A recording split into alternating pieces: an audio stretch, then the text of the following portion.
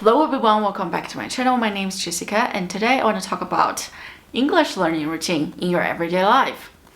We all know that if you have a routine, your life will be so easy. You don't have to think about it, you don't have to think about what to do, you don't have to figure out what sort of plan you need to have in order to get through the day. You just have to follow it. You just have to follow whatever you set up for yourself. So today I'm going to talk about routine.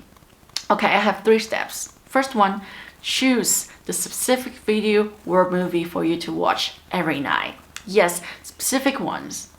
Not a lot of videos, not a lot of podcasts, not a lot of things for you to do at once. You just have to stick to this specific one. For example, I love to watch Zootopia, and recently my little toddler decided to watch movie with us every night, so he chose the movie.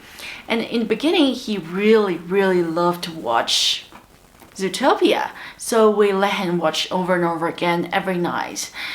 And I thought, oh my god, I cannot bear to watch this movie anymore because I've watching it for 20 times. The whole month has been dedicated to this specific movie. I cannot bear to watch it anymore. There's nothing for me to watch in it. And I decided, okay, if there's nothing for me to watch in a movie, I could just create something funny for myself when I watch the movie with my toddler. So I decided to copy the words. Whenever they say something, I would definitely just repeat after it. I know you may call this shattering, but I just don't think it's shattering because I remember all those lines. I watched it so many times. So before the character decided to say something and before they actually open their mouth to say something, I already know what they're gonna say. And I'm gonna say it. And then match the accent they have and compare the 2 accents between me and the character. So this practice really made me feel so fresh. I never practiced English this way. I always thought I need to listen to people say things and then copy them. I always thought I need to listen first and then repeat after it. And now I don't have to. I know all those lines. I can say it before the characters actually producing it.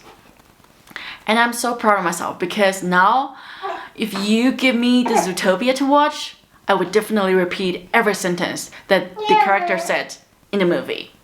And I have to say, after 1 month repeatedly watching this movie, torture myself, I am really benefit.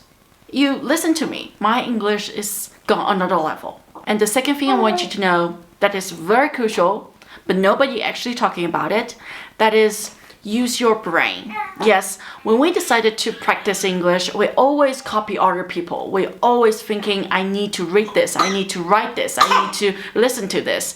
But we actually not using our brain to think about what sort of things we want to say. If you don't use your brain, that means you're not learning.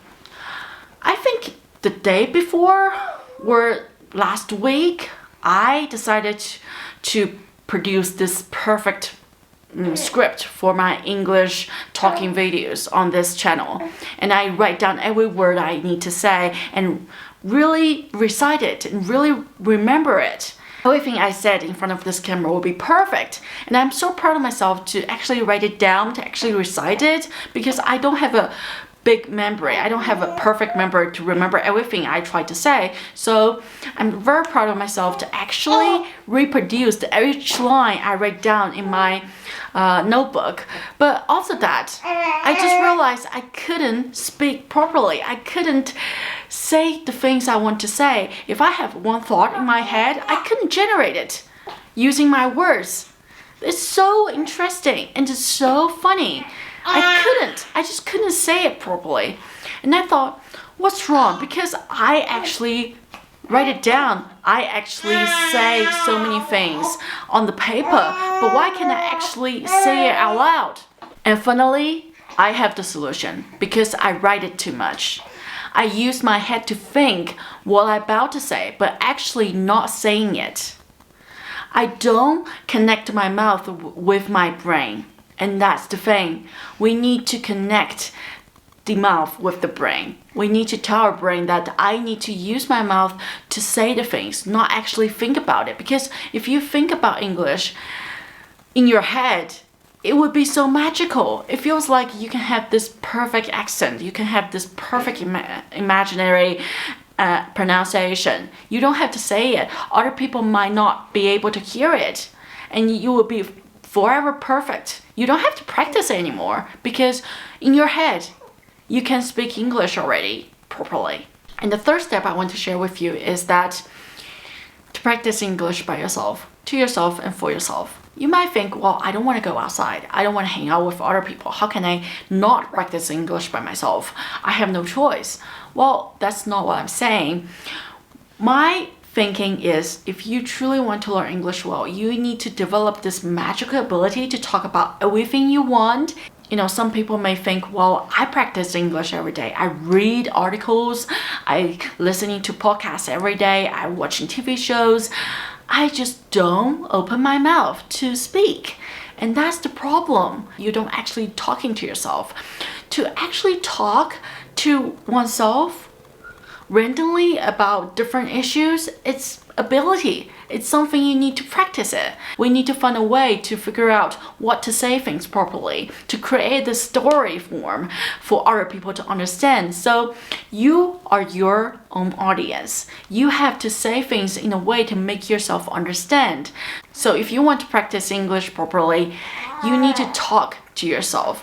You need to talk about random things, describe your life. Say that you want to go out, you want to drink that coffee, you want to have that tea, you want to have that book to read this afternoon, you want to take your baby out to the hospital to check his teeth, that sort of things, random things, small talks.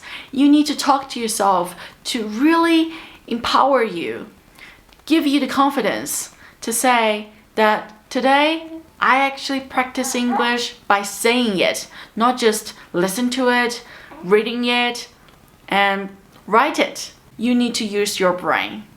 You need to think about what you want to say, what sort of plan you have in your head. Yeah, all three steps are linked together, and they are all entangled with each other to help you to generate your thinking in order to practice English, in order to say it properly. So using your brain is the most fundamental thing. You need to use your brain to think, to generate the words you want to say, to actually consider what sort of things I want to describe in front of other people. In reading and listening, you may just have to lie down and let all those information come to you. But in speaking, you have to generate it. You have to do the output. And that's the scary part. And that's the most interesting part. I actually do think if you practice your oral English properly, it does feel like you're practice thinking. You're practicing how to generate your thoughts, how to talk in the story form, how to make other people understand what you're trying to say, and how to say it in a very normal speed that make people think that it's interesting to listen to you.